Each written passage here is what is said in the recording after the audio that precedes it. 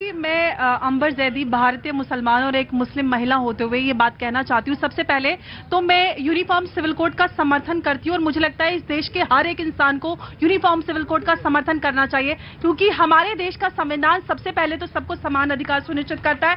Plus article 44 uniform civil code की बात करता है। 76 साल हो गए संविधान सभाओं में यूनिफॉर्म सिविल कोड की बात हुई, नेहरू जी ने, अंबेडकर जी ने, सबने यूनिफॉर्म सिविल कोड की बात की। बार बार सुप्रीम कोर्ट ने यूनिफॉर्म सिविल कोड लागू करने की बात सरकारों से कही, लेकिन आज 76वें साल में जाकर हम प्रधानमंत्री मोदी के द्वारा ये बात हमने सुनी है कि मुस्लिम महिलाओं के साथ किस तरह से यूनिफॉर्म सिविल कोड ना होने की वजह से जो पर्सनल लॉज धर्म के आधार पर बने हुए, उनके साथ जो अनदेखी, जो अन्याय हुआ है सेक्युलरिज्म के नाम पर, आखिरकार उस पर अंत लगने वाला है, उस पर अंकुश लगने वाला है। ये इस देश की मुस्लिम महिलाओं के लिए बहुत बड़ी खबर है। और जो लोग इस बात का समर्थन नहीं करते, जो तुष्टीकरण की राजनीति करते हैं, वो इस देश की महिलाओं के दुश्मन हैं, उनको उनके अधिकारों से वंचित रखना चाहते हैं। आया जिस तरीके से अंबर जैदी जी ने कहा कि मुस्लिम महिलाओं के खिलाफ ये जो एक यूनिफॉर्म सिविल कोड बनाया जा रहा है, उनके लिए बना, सुनिए, मैं तो खिलाफ कहूंगा, सुनिए, मैं खिलाफ कहूंगा, क्योंकि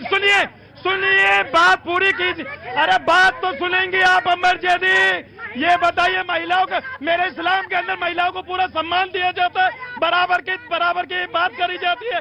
अगर आप है ना महिलाओं की बात करती है, सबसे पहले तुष्टीकरण की महिलाओं की आप करती है। भारत के अंदर मुसलमानों के अंदर महिलाओं, सुनिए, मुसलमान महिलाओं को पूरा सम्मान देता है और आप यूनिफॉर्म सिविल कोड की बात करती है। मैं खिलाफ हूँ यूनिफॉर्म सिविल कोड के, क्योंकि ये देश को तोड़ने का काम करता है।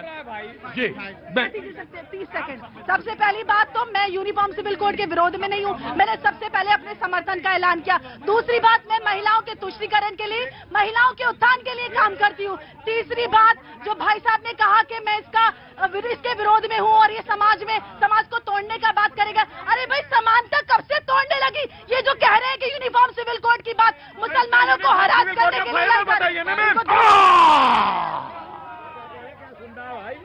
मैं बड़ी देर से सोच रहा था, मैं आ रहा हूं, आप ही के लिए सवाल रख रहा हूं। Just give me a second. मैं बड़ी देर से सोच रहा था इतनी डिबेट में वो सवाल क्यों नहीं आ रहा, और गुस्से में ही सही बाजी वो सवाल मुंह से निकल गया। लोगों ने कहा कि टमाटर 100 रुपए किलो हो गया, उस पर बात नहीं कर रहे। 15 लाख रुपए देने थे, उस पर बात नहीं कर रहे। 2 करोड़ नौकरियां देनी थी, उस पर बात नहीं कर रहे।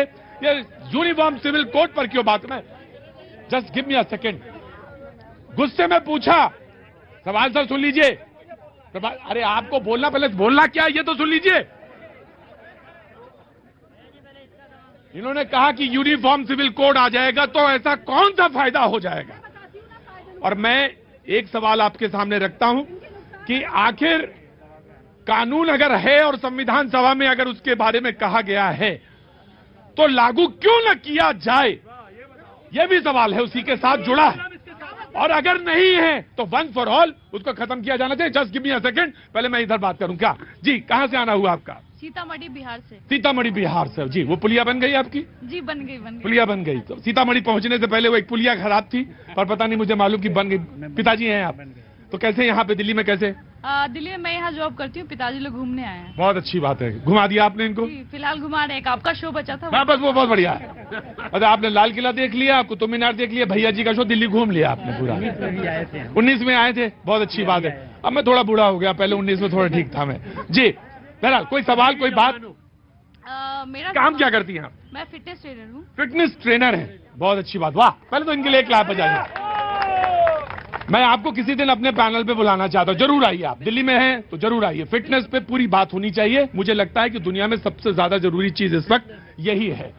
क्या खा रहे हैं हम, कैसा खा रहे हैं, क्या खा रहे हैं, मैं विषय नहीं चेंज कर रहा हूं, यह मुद्दा है बहुत जरूरी। कैसा खा रहे हैं, क्या खा रहे हैं, हमें कतई नहीं मालूम है। और किस तरह का है भोजन, कब लिया जाए, कैसे लिया जाए, किसी को कुछ नहीं पता। हाँ, पता यह जरूर है कि यूसीसी पे क्या बोलना है, क्या नहीं बोलना है, ये सब तैयार करके आए मौलाना जी। तो हम चाहते हैं किसी दिन आप जरूर आए, एक दो वाक्य जरूर बोलें फिटनेस पे और खाद्य जो खाने पे। सभी कुछ खा सकते हैं, बस ये है सही समय पे सही खाना खाएं। ठीक है। और है कि जैसे ट्रायंगल होता है तो हम हमेशा ट्रायंगल के अपोजिट खाना खाते हैं, लाइक सुबह में बहुत कम खाते हैं और धीरे धीरे रात को बढ़ा लेते हैं, लेकिन ठीक उसी तरह से उल्टा खाना है, सुबह को ज्यादा खाना है और रात को बहुत कम खाना है, ठीक है। ये एक डिसिप्लिन है लाइफ का। उसी तरीके से यूसीसी पे बोलना चाहूंगी मैं कि ये जो यूसीसी, अच्छा यूसीसी पे आप भी बोला जाएंगे? अच्छा, अरे बाप रे। मैं वोटर हूँ, मैं भी वोट करती हूँ, आप भी टैक्स देती हैं? 26 इयर्स है तो हाँ। सोचिए कि कब से वोट कर रही हूँ, तो इतना तो अकल आ गई कि क्या बोलना है क्या नहीं बोलना है। नहीं, अरे आप बिल्कुल बोलिए। देश में जो भी टॉपिक स्वस्थ शरीर में ही स्वस्थ दिमाग बसता है। मैं आ रहा हूँ अवधेश जी, परेशान ना होइएगा जी जी। बेशक हाँ। तो यूसीसी भी एक तरह का फिटनेस है, देश के फिटनेस का के हित में ये बात की जाए। क्या बात है, यूसीसी भी एक फिटनेस है और देश की फिटनेस का सवाल है। बहुत बहुत शुक्रिया। आपका आना कहाँ से हुआ? दिल्ली से। क्या नाम है आपका? निरुपमा। निरुपमा जी किसके साथ आई हैं? अपने बेटे। अच्छा वाह, क्या नाम है आपका? गर्व। गर्व, बहुत गर्व के साथ मुझे जाने दो, नहीं तो वो पता चला ना बोल पाने को ले। 45 सेकंड ओनली, 15 के बाद जवाब देना जरूरी है, सारे लोगों ने बोला है। बहन बिल्कुल आपने ठीक कहा। मुझे तब खुशी होती जब एक बार आप बोलती कि समान नागरिक संहिता आ जाएगी तो बिल्किस मानव के साथ जो अन्याय हुआ है उस पर भी फैसला आएगा, खुशी दुबे के साथ जो अन्याय हुआ है उस पर भी फैसला आएगा, और विनेश फोगाट हमारी जो अंतर्राष्ट्रीय ख्याति प्राप्त बेटी थी ना यहाँ, उस पर भी होगा। अरे वो क्यों भूल जाती हो? वो याद रखवाएंगे, प्रश्न खड़े करेंगे, क्योंकि जब तक आप मनमानी करोगे, जब तक मन की बात करोगे ना, तब वतन की बात। प्रभात जी, आपकी बस एक ही बात मुझे अच्छी नहीं लगती, बाकी सारी बात ये सब होना चाहिए, ये भी बात कहना चाहिए। भोपाल की वो कौन, उनके साथ भी ना अगर आप मन की बात करोगे ना तो बड़ा समय चाहिए। देखिए भाई साहब ने बात की, वो मामले देश में जो कानूनी प्रावधान है उसके अंतर्गत सुप्रीम कोर्ट में, लेकिन मैं उनकी बात कर रही हूँ जिन महिलाओं को कोर्ट में जाने का अधिकार नहीं मिलता, जिनको 3 बार तलाक देकर घर से बाहर निकाल दिया जाता है, उनका गुजारा भत्ता, उनकी फाइनेंशियल सिक्योरिटी, उनके बच्चों की गार्डियनशिप, उनको जायदाद में हिस्सेदारी, इनहेरिटेंस, कोई भी अधिकार नहीं मिलता, कानून में जाने का अधिकार नहीं होता। प्रतीक जी ऐसा है, आराम से सारे लोग पहले जाए। अमित जी कहाँ खड़े थे? यूसीसी पे कर रहे हैं, लेकिन जगह छोड़ के आगे। जनाब अली आगे, अनवर जी आगे, राहुल जी आगे जी। प्रतीक जी ऐसा है, किसी भी विषय को ना उसका एक टांग पकड़ के हम मूल्यांकन करेंगे तो नहीं होगा। यहाँ जितने प्रश्न उठे हैं, मैंने पहले ही कहा कि प्रधानमंत्री का आज का वक्तव्य असाधारण था, जिसने मेरे जैसे लोगों के भी रोंगटे खड़े किए, क्योंकि कल्पना ही नहीं थी कि भारत में कदम तो उठाना छोड़िए कोई बोलेगा। अब मैं 3 बात छोटी छोटी कहनी है, क्योंकि आपने नहीं क्विक नहीं 1 मिनट मुझे बोलने दिया है पहले, और उस समय से मैं चुपचाप खड़ा हूं। देखिए पहली बात जो है, यूसीसी के बाद भी 30 सेकंड मिलेंगे आपको। आपने ऐसा है यूनिफॉर्म डाइट कोड पर बुलवा लिया 2 मिनट, 2.5 मिनट, 3 मिनट, क्या क्या आपने बुलवा लिया। पता चला कि यूसीसी के चलते ही सारी महंगाई है, सारे देश में अपराध है, सब आपने बुलवा लिया। प्रधानमंत्री का आज का वक्तव्य जो है, मैं ये कह रहा हूं कि जैसे आप एक घर बनाते हैं, उसका पूरा नक्शा बनाते हैं और धीरे धीरे उसको एक स्वरूप देते हैं, उसका एक बड़ा पार्ट की तरह यूसीसी है। पहले सुन लीजिए, अरे सुने, ये लोग डिस्टर्ब बहुत करता है, मैं भी कर सकता हूं। ये इस समय आज प्रधानमंत्री ने जो बातें बोली है उसमें कार्यकर्ताओं से ये कहा है कि बूथ स्तर के कार्यकर्ता भी लैंगिक सांप्रदायिक भेद छोड़ करके सामाजिक आर्थिक विकास के सरकार के कार्यक्रमों को लागू करें, क्योंकि राजनीति केवल वोट लेने का नहीं है और हम देश को बड़े सुधार की ओर ले जाना चाहते हैं। उसकी आधार भूमि पहले तैयार हो। जिसके विरुद्ध अगर किसी का शोषण है, पुलिस ठीक से कार्रवाई नहीं करती है, कार्यकर्ता उसकी मदद में खड़े हो।